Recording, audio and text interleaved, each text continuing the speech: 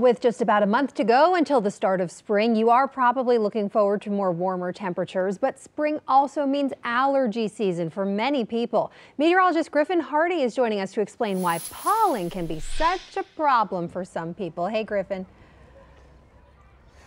Hey, Gabby. Yes, pollen can be a huge problem in the spring, and we're certainly starting to turn the corner a little bit. We're outside in Cleveland Park right now, and a lot of people enjoying the nice weather that we have out there.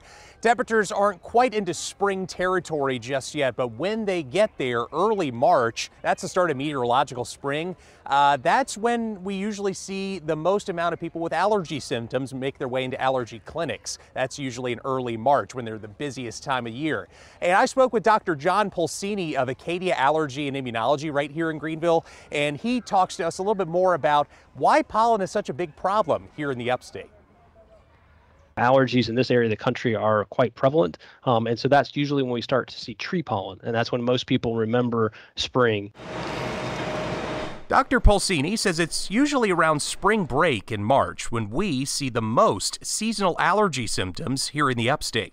So typically patients will have mostly symptoms around their eyes and nose and mouth. So they'll have itchy, gritty, burning in the eyes. They'll have recurrent sneezing, or what sometimes people will call sneezing attacks, where they sneeze again and again and again.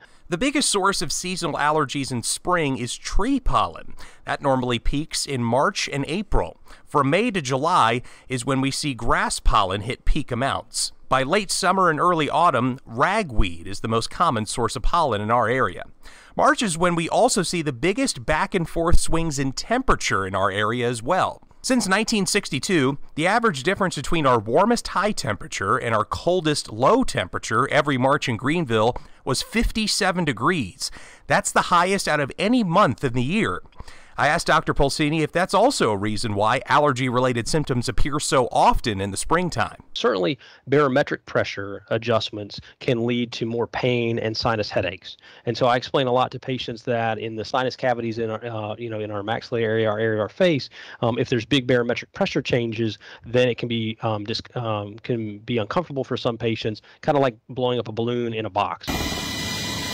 We're downwind in the Smoky Mountains, and pollen can travel hundreds of miles, particularly tree pollen if it gets into a wind pattern. And there's more biodiversity of types of deciduous trees, or trees that lose their leaves in the Smokies, than all of Western Europe. Really great fact there at the end. And Dr. Polsini also says that if you want more information on how to help alleviate those allergy symptoms, you can go online to the American College of Asthma, Allergy, and Immunology's website. That is acai.org. They got a lot of great facts there on the pollen season that is certainly coming soon here in the upstate. For now, reporting live in Greenville, meteorologist Griffin Hardy will send things back to you.